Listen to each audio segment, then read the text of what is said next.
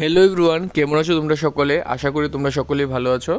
আজকে এই ভিডিওতে আমি তোমাদের সঙ্গে আলোচনা করব একটি counselling related most important update নিয়ে। তোমরা নিশ্চয়ই জানো যে গতকাল সকলেই জেনে গিয়েছো, অথবা যারা জানোনি তাদের জন্য একটা নিউজ কি তোমাদের যে সিট ম্যাট্রিক্সটা Tripura board of joint entrance examination সেটা পাবলিশ করে দিয়েছে। কোন কলেজে তোমরা কোন ডিগ্রি কতটা সিট আছে সেটা নিয়ে আজকে ভিডিও। তো দেখি, চলো শুরু করি বেশি দেরি না করে। কিন্তু তার আগে আমি বলে দিচ্ছি, যেহেতু তোমাদের কাউন্সিলিংয়ের যে সিট ম্যাট্রিক্সটা দিয়েছে, তাহলে নিশ্চয়ই সেটা আর বেশি দিন সময় নেই। তোমরা এই উইকের মধ্যেই একটা নেক্সট আপডেট পেতে পারো কি তোমাদের চয়েস ফিলিংটা কবে হতে পারে। ঠিক আছে, তো স্টে পজিটিভ। আর চলো শুরু করি ভিডিওটা, কিন্তু তার আগে নিশ্চয়ই like, share and subscribe the channel. এখানে কাউন্সিলিংয়ের একটা তুমি দেখবে দেওয়া আছে কি নোটিফিকেশনে seat matrix for TBJ counselling for the academic year 25-26। এখানে ফার্মাসি বি ফার্মের ক্ষেত্রে তুমি যদি দেখো, রিপন্সে regional institute of paramedical and nursing science, যেটা মিজোরামে অবস্থিত, সেখানের মধ্যে টোটাল 3টা সিট আছে। প্রত্যেকটা ক্যাটাগরির ক্ষেত্রে একটা করে সিট আছে। এটা একটা ভালো একটা কলেজ। সঙ্গে ফার্মাসির আরও কিছু ইনস্টিটিউশন আছে, যার মধ্যে একটা দেখবে তুমি কি ত্রিপুরার মধ্যে আছে রিপসেট। ঠিক আছে, রিপসেটে 25টা সিট আছে, সবচেয়ে একটা ভালো সিট। তারপর ভারত ফার্মাসিউটিক্যালের মধ্যে আছে 30টা সিট, মাইলস্টোন আছে 20টা সিট, বীর বিক্রম কলেজ অফ ফার্মাসিতে আছে 29টা সিট, এবং আরেকটা আছে খুবই ইম্পর্ট্যান্ট একটা college pharmaceutical science Dibrugarh university Assam, 2টা সিট আছে। একটা জেনারেলদের জন্য, একটা এসসির জন্য রিজার্ভড আছে। এখানে তোমাদের বলা হচ্ছে তোমরা English, physics, chemistry and biology তোমাদের থাকতে হবে, সব এই পিসিবি গ্রুপের জন্য তোমাদের মেনলি সেটা বলা হচ্ছে। তারপর যদি আমি দেখি বিএসসি নার্সিংয়ের ক্ষেত্রে college of nursing regional institute of medical science rims. সবচেয়ে মনে রাখবে, যদি নার্সিং পড়তে চাও অথবা মেডিকেলে কোনো কোর্স করতে চাও নর্থ ইস্টের মধ্যে, রিমস হলো টপ মোস্ট একটা চয়েস। আর সেখানে দেখবে কি তোমাদের 5টা সিট আছে নার্সিংয়ের ক্ষেত্রে। এসসিদের জন্য কোনো সিট নেই, জেনারেলদের জন্য আছে 3টা, এসটির জন্য আছে 2টা। Regional college of nursing Guwahati RCN যেটাকে বলে, এটা একটা ভালো কলেজ। এটা শুধুমাত্র ফিমেলদের জন্য রিজার্ভ আছে, সেখানে আছে 2টা সিট আছে। Regional institute of paramedical and nursing science মিজোরামে যেটা, সেটার মধ্যে 4টা সিট আছে।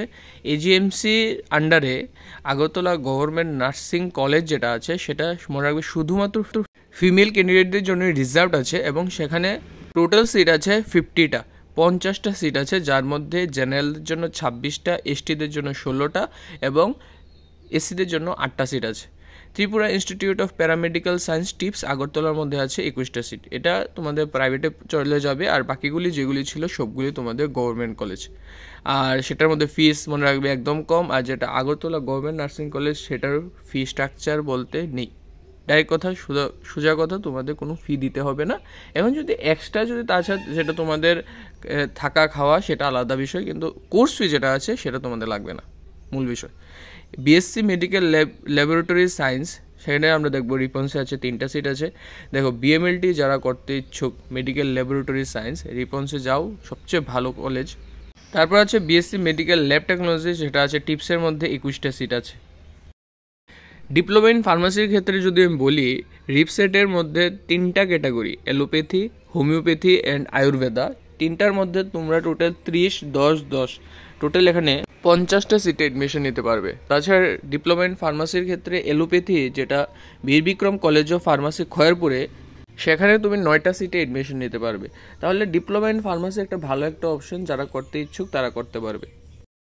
এখন যদি আমরা ধরি যে বিএসসি কমিউনিটি সায়েন্স, সেখানে তোমরা দেখবে যে তুরাতে, মেঘালয় তুরাতে কলেজ অফ কমিউনিটি সায়েন্স আছে, সেখানে 4টা সিট আছে। বিএসসি অনার্স ফুড নিউট্রিশন ডায়েটিক্সে কলেজ অফ কমিউনিটি সায়েন্স তুরাতে আছে 1টা সিট। বিএসসি অনার্স এগ্রিকালচারের ক্ষেত্রে অনেকগুলি সিট আছে, যার মধ্যে দেখবে কি college of agriculture central agriculture university মণিপুরে তোমাদের দেখবে কি 12টা সিট আছে। কলেজ অফ এগ্রিকালচার মেঘালয়তে আছে তোমাদের 4টা সিট, পাশিঘাটে আছে 4টা সিট, স্কুল অফ এগ্রিকালচার সায়েন্সে আছে 4টা সিট। তারপর এখানে যদি দেখো কলেজ অফ এগ্রিকালচার ত্রিপুরাতে লেম্বুছড়াতে যেটা অবস্থিত, এখানে আছে টোটাল 58টা সিট আছে, যার মধ্যে জেনারেলদের আছে 30টা, এসটিদের জন্য আছে 18টা, এবং এসসিদের জন্য আছে 10টা সিট। বিএসসি অনার্স ইন ফরেস্ট্রিতে তোমরা যদি দেখো, কলেজ অফ হর্টিকালচার ফরেস্ট্রিতে তোমরা 3টা সিট আছে। এখন বিএসসি অনার্স ইন হর্টিকালচার যদি দেখি আমরা, সেটা কলেজ অফ হর্টিকালচার অরুণাচল প্রদেশে 5টা সিট, তারপর তুমি সিকিমে দেখবে 3টা সিট আছে এবং মিজোরামে আছে 4টা সিট। দেখো মনে রাখবে, যারা এগ্রিকালচার পাওনি তাদের এবং এগ্রিকালচার পড়তে ইচ্ছুক, ঠিক আছে, তোমরা তোমাদের সেকেন্ড অপশন নিশ্চয়ই হর্টিকালচার রাখবে। কারণ যে কোনো গভর্নমেন্ট জবই হোক না কেন, তোমাদের এগ্রিকালচারের সঙ্গে তোমাদের হর্টিকালচারটাকেও অ্যাজ এলিজিবিলিটি হিসেবে রাখা হয়ে থাকে। এখন আমি যদি দেখি কি বিএসসি অনার্স ন্যাচারাল ফার্মিং, যেটা কলেজ অফ এগ্রিকালচার মেঘালয়তে অবস্থিত, সেখানে 4টা সিট আছে। বিটেক এগ্রি ইঞ্জিনিয়ারিং এতে 6টা সিট আছে। বিটেক ফুড টেকনোলজিতে তোমরা যদি দেখো 3টা সিট আছে। এখন আমরা আলোচনা করব ভেটেরিনারি সায়েন্সটা নিয়ে। ভেটেরিনারি সায়েন্সে নাগাল্যান্ডে 3টা সিট আছে এবং মিজোরামে 8টা সিটের মতো আছে, যার মধ্যে দেখবে কি জেনারেলের জন্য 4টা, এসসির জন্য 2টা, এসটির জন্য 2টা সিট রিজার্ভড আছে। আর আরকে নগরে, যেটা ত্রিপুরায় অবস্থিত একমাত্র ভেটেরিনারি কলেজ গভর্নমেন্টে, সেখানে 54টা সিট আছে। জেনারেলের জন্য 27টা, এসসির জন্য 9টা এবং এসটির জন্য 17টা সিট আছে। এটা খুবই ভালো অপরচুনিটি তোমাদের জন্য। আশা করি তোমরা সকলে তোমাদের যে ইচ্ছা অনুসারে তোমরা তোমাদের কলেজ এবং স্ট্রিমটা পেয়ে যাবে। Thank you.